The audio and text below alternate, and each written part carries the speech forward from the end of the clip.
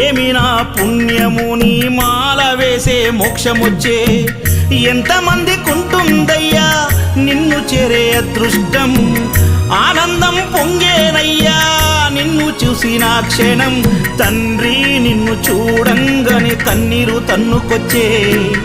ఒక్కసారిగా నన్ను గన్న తల్లిదండ్రులు గుర్తుకొచ్చే